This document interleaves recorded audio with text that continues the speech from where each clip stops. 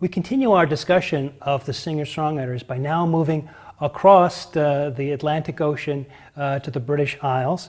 And we'll start our discussion with Van Morrison, not a British singer-songwriter, but rather an Irish singer-songwriter, and proudly so, I suppose.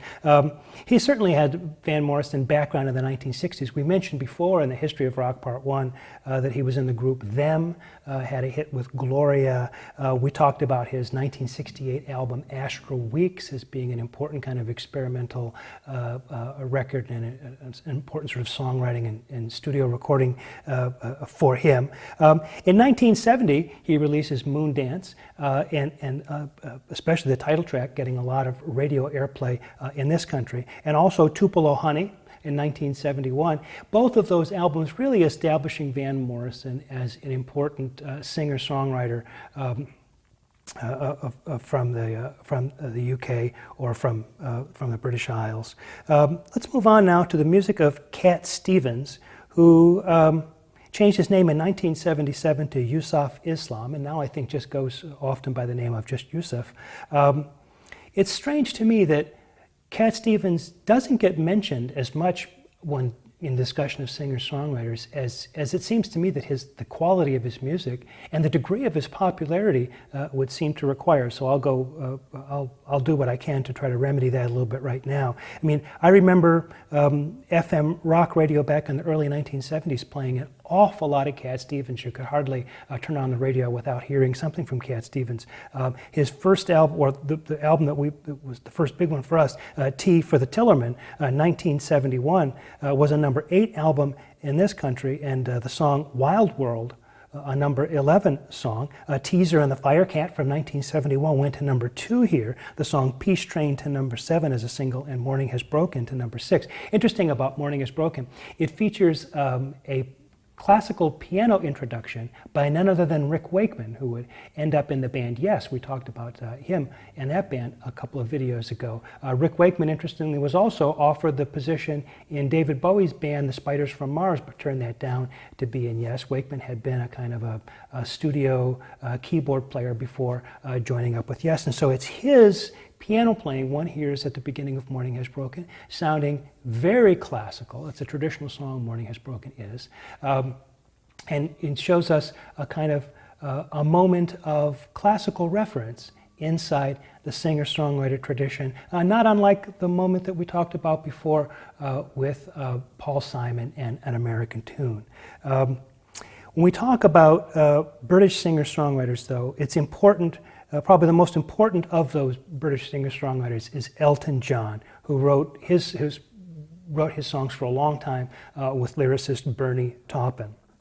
Elton John's real name is Reginald Dwight, and it's interesting to me, at least, that he auditioned for 2 progressive rock bands and failed, did not get the gig in the late 1960s. He auditioned for King Crimson and didn't get that gig, and he also auditioned for another group, Gentle Giant, which is maybe from popular music perspective is kind of an obscure group, but among fans of progressive rock, their music is highly celebrated. Anyway, young Reg Dwight didn't get either of those gigs.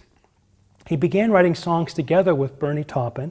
In fact, they were really quite prolific, writing songs sort of in the Brill Building model, writing songs for other people, having hits for various artists on the British charts, working for a guy named Dick James, who had been involved in the publishing the Beatles music earlier and was an important British publisher.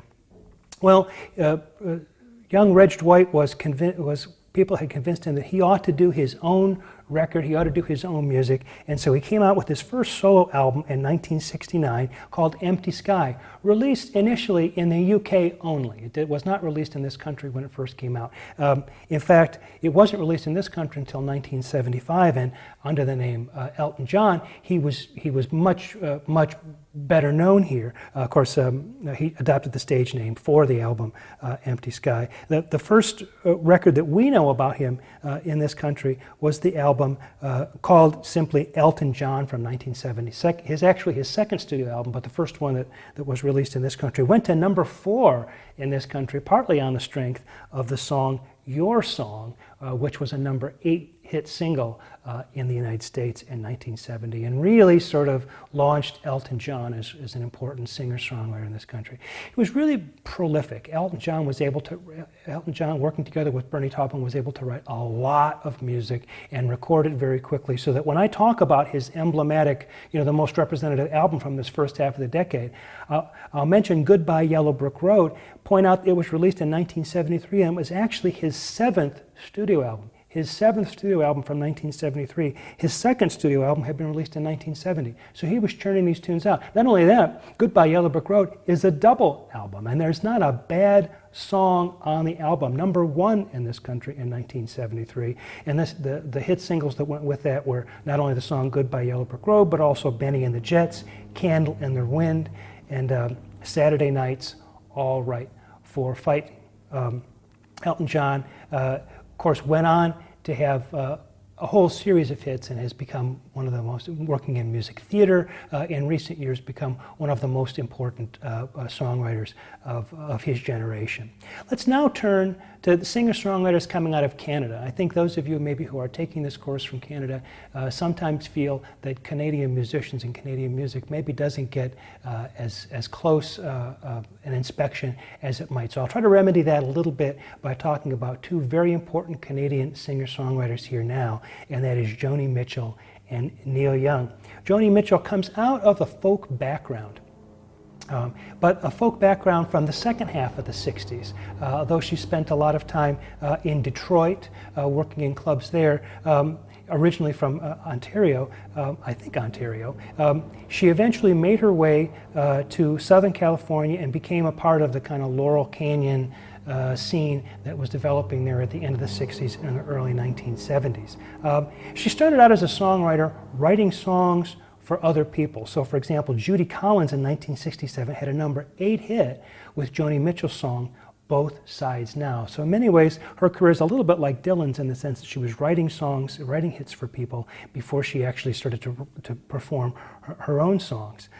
As I say, associated with the LA scene and an important early album for her is Ladies of the Canyon from 1970, which features the two songs Big Yellow Taxi and Woodstock. Woodstock also done by Crosby, Stills, and Nash.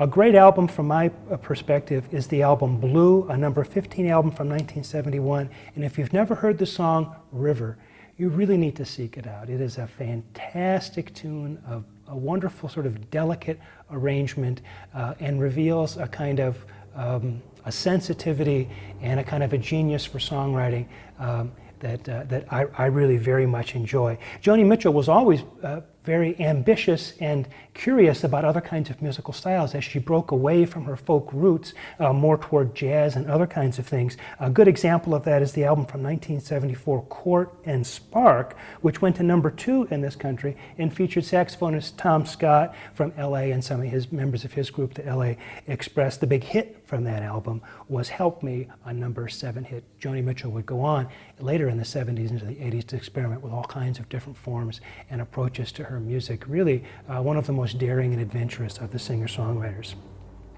Well, Neil Young certainly had a background in music of the 1960s, playing first with the Buffalo Springfield out of Los Angeles and his own group Crazy Horse, and then doing an album with Crosby, Stills, and Nash as Crosby, Stills, Nash and Young. That album, the second album for that group, for Crosby, Stills, Nash was the first album. Crosby, Stills, Nash and Young, Deja Vu, was the second album for them. And on the heels of that, he released his third solo album called After the Gold Rush in 1970, a number 8 record for Neil Young, but it featured the song Southern Man, which became a real staple of FM radio here in this country. And that song actually became a source of, was referenced by Leonard Skinner later in the song Sweet Home Alabama, where they say that Southern Man don't need you anyhow. They were sort of offended by the way in which, or seemed offended by the way in which Neil Young had characterized life in the South. So they wouldn't have done that a couple of years later if they hadn't heard the song plenty on the radio. Following After the Gold Rush, Harvest in 1972, a number 1 album for Neil Young with a number 1 single, Heart of Gold. Also the tracks Old Man and The Needle and the damage done included on that. Of course, Neil Young has gone on since the early 70s to have fantastic success as a sort of songwriter, often thought of as an American songwriter because so much of his career has been focused around LA. It's good to remind ourselves that he is in fact a Canadian. Well, that brings us then to the end of our discussion of the singer-songwriters in this video, those from outside the U.S., and the previous video, those from the United States. Let's turn now to a discussion of country rock. We'll stay in Los Angeles and see what was happening with country rock in Southern California.